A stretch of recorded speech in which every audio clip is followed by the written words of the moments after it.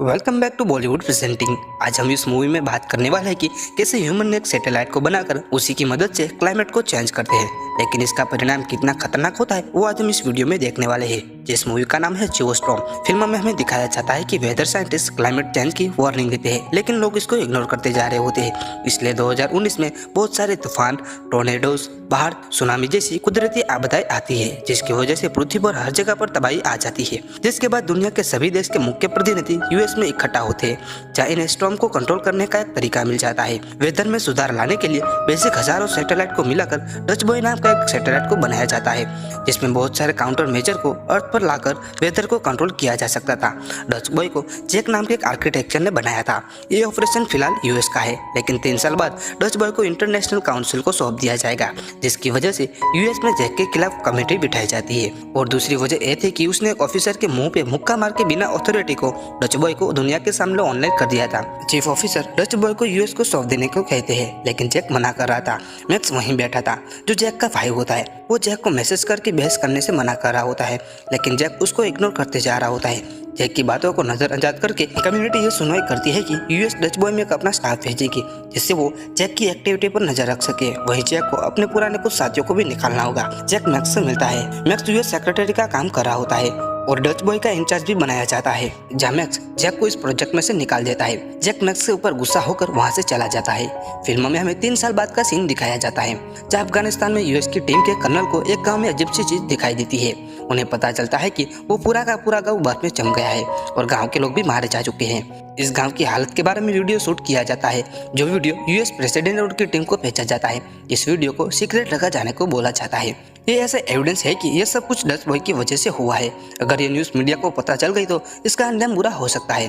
Max कहता है कि हमें डच बॉय के प्रोग्राम फंक्शन को चेक करने के लिए वहाँ टीम भेजनी चाहिए, जहाँ यूएस प्रेसिडेंट जैक का जिक्र करते हैं। क्योंकि डच बॉय को जैक नहीं बनाया था, इसलिए जैक के अलावा कोई अच्छी तरह से इसको रिपेयर नहीं कर सकता था।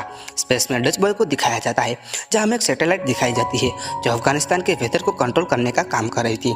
वहीं डच बॉय में एक साइंटिस्ट उस सैटेलाइट में हार्ड ड्राइव की कॉपी करके एक लॉकर में रख देता है। वापस जाने के समय जब वो खाली कमरे में जाता है तो दरवाजा अपने आप बंद हो जाता है और खिड़कियां टूट जाती है और वो स्पेस में जाकर मर जाता है। अगले दिन मैक्स जैक से मिलता है। मैक्स अफगानिस्तान में जो हुआ उस हादसे के बारे में बताता है।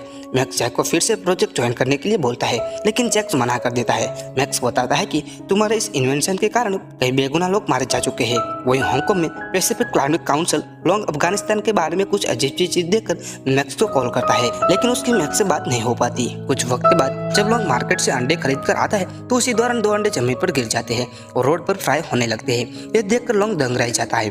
तभी वो देखता है कि जमीन में से आग निकल रही है। वो गाड़ी लेकर वहां से भाग जाता है। हांगकांग में आग लगने लगी थी, बिल्डिंगें गिरने लगी थी। लोग हांगकांग के बाहर आता है, जहाँ का टेम्परेचर नॉर्मल होता है। वो देखता है कि हांगकांग लगभग खत्म हो चुका था। दूसरी तरफ जब जैक घर से जा रहा होता है तो उसकी बेटी हैना रोने लगती है, क्योंकि हैना को लग रहा था कि उसके पापा फिर से कभी वापस नहीं आएंगे। जैक हैना से वापस आने का प्रॉमिस करके शटल से डच बॉय में पहुंचकर काफी खुश होता है। जैक वहाँ की टीम की एक लड़की से मिलता है। टीम को लग रहा था कि हांगकांग में गैस पाइप लीकेज की वजह से वहाँ ब्लास्ट हुआ है, लेकिन जैक को लग रहा था कि जो हादसा अफगानिस्तान में हुआ था वो सेम किस्सा हांगकांग के साथ हुआ है।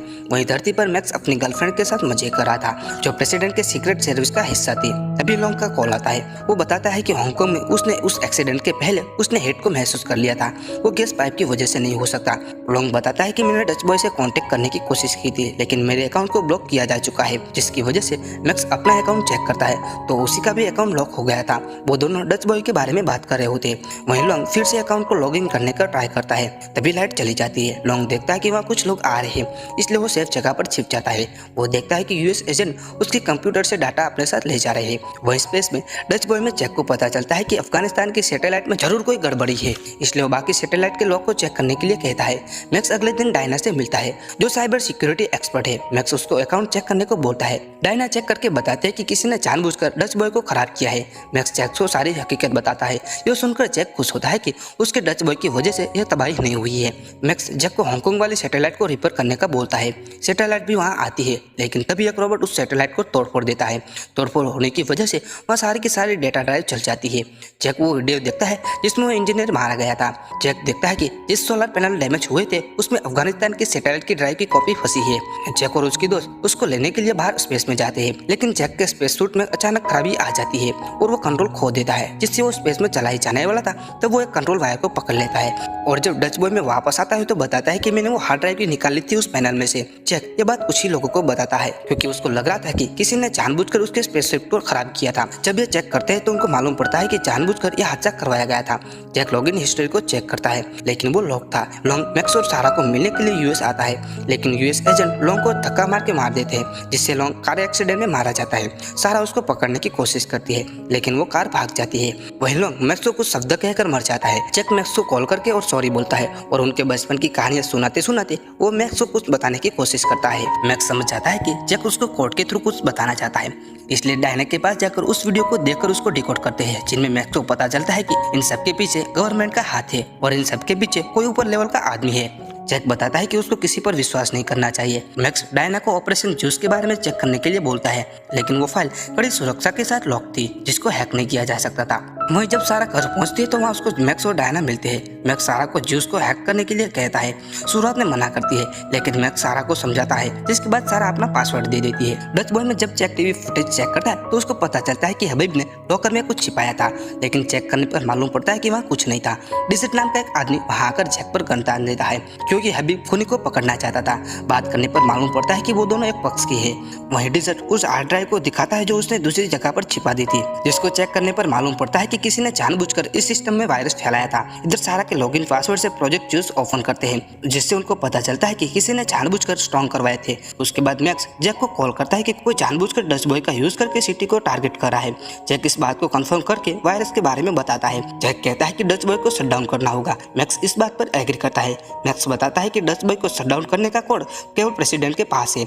जैक को पाल्मा के ऊपर भरोसा नहीं होता क्योंकि उसको पता है कि उनके अकाउंट को ब्लॉक करने की पावर केवल प्रेसिडेंट के पास है। मैक्स डच बॉय को ध्यान रखने को बोलता है जब तक किल कोड ना मिल जाए। कुछ वक्त बाद पाल्मा मीटिंग के लिए जा रहे होते हैं, तब मैक्स सारा को कोड चोरी करने के लिए मनाता है। वहीं मैक्स पाल्मा के साथ प्लेन में जाने के लिए बात करता है। वो अपने डैड से मिलने जाने का ऐसा बहाना बनाता है और साथ जाता है। वहीं डच बॉय में वार्निंग मैसेज आने लगते हैं, जिनमें 200 सैटेलाइट में गड़बड़ी आने की वजह से अर्थ पर कई जगहों पर बर्फबारी, भयंकर सुनामी और तूफान आने लगते हैं। जैक डच बॉय को शट डाउन नहीं कर पाता, लेकिन दूसरी सैटेलाइट को भेजकर वो रियो को तबाह होने से बचा लेता है। लेकिन तभी दूसरा अलर्ट आता है कि जियोस्टॉर्म स्टार्ट हो चुका है।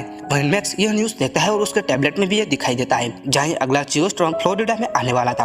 वहीं डेकोम मैक्स के पास आकर कहता है कि तुम्हारे डैड की मृत्यु काफी समय से पहले हो चुकी है। डेकोम पूछता है कि तुम्हारा इरादा क्या है। मैक्स डेकोम से कहता है कि डच बॉय को शट डाउन करने का स्किल कोड प्रेसिडेंट के पास चाहिए था। डेकोम बताता है कि दरअसल डच बॉय को शट डाउन करने का कोई कोड है ही नहीं। डेकोम बताता है कि प्रेसिडेंट की आंखें और फिंगरप्रिंट से डच बॉय को शट डाउन किया जा सकता है। वहीं डच बॉय में सेल्फ डिटेक्शन मोड अपने आप शुरू हो जाता है, जो सिस्टम लॉक होने की वजह से उसको बंद नहीं किया जा सकता। जैक को पता चल जाता है कि यह काम डंकन का है और उसको पकड़कर मारने लगता है। डंकन सब कुछ मान लेता है कि यह सब कुछ नहीं किया है। डंकन एक विंडो पर गोली चलाता है। उसी दौरान जैक दूसरे कमरे में चला जाता है और डंकन स्पेस में गिर जाता है। वहीं डेकोम मैक्स को एक कमरे में कैद कर देता है। दरअसल इन सबके पीछे डेकोम का हाथ होता है और प्रेसिडेंट को इस बारे में पता भी नहीं होता। डेकोम उसको शूट करने वाला होता है। मैक्स वहाँ से भागकर सारा को बताता है कि यहाँ स्टॉर्म आने वाला है और सब मारे जाएंगे, जिससे डेकोम को प्रेसिडेंट के सारे सपोर्टर्स कैंडिडेट से छुटकारा मिल जाएगा। अब यहाँ पर सारा और मैक्स प्रेसिडेंट को किडनैप करने का प्लान बनाते हैं। मैक्स कार पार्किंग एरिया में जाता है और सारा हवा में गोली शूट करती है। वो बताती है कि हमें इन्फॉर्मेशन मिली है कि पाल्मा को कोई शूट करने वाला था। सारा और एक बॉडीगार्ड प्रेसिडेंट को वहाँ से बाहर निकालते हैं। सारा उस बॉडीगार्ड को बेहोश करके पाल्मा को कार में बैठा कर सेफ जगह पर ले जाते हैं। वहीं जियोस्टॉर्म अर्थ से टकरा जा चुका था।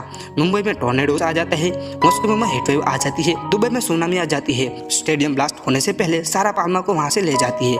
वहीं डेकोम वहाँ से भागकर अपने साथियों को भेजता है पाल्मा को मारने के लिए। कार में मैक्स पाल्मा को सारी हकीकत बताता है। सभी जगहों पर बिजली गिर रही थी। डेकोम के आदमी शूट कर रहे थे। सारा उल्टी ड्राइविंग करके शूट करती है और उनकी कार पलट जाती है और उन पर बिजली करती है। डेकोम और उनका साथी रॉकेट लॉन्चर की मदद से प्रेसिडेंट की कार को उड़ा देते हैं, लेकिन सारा पीछे से डेकोम को पकड़ लेती है। वहीं वो कार सेल्फ ड्राइविंग मोड पर थी, यानी कि अपने आप वो चल रही थी। पुलिस डेकोम को अरेस्ट कर लेते हैं। डेकोम पाल्मा को झूठ बताता है कि यह सब कुछ ने दुश्मनों को हराने के लिए किया है। डेकोम जैक की बुराई करता है तो मैक्स उसको मुक्का मारता है। वहीं डच बॉय में जैक रुकने का डिसाइड करता है क्योंकि डच बॉय को मैन्युअली रिबूट किया जा सकता है। वहीं पाल्मर स्पेस सेंटर पहुंचकर स्किल कोड एक्टिव करता है, लेकिन उसे सेल्फ डिक्रेशन नहीं रुक सकता। यहाँ पर दोनों भाई रोने लगते हैं। जैक कोड की मदद से दरवाजा खोलने की कोशिश करता है, लेकिन वो नहीं खुलता।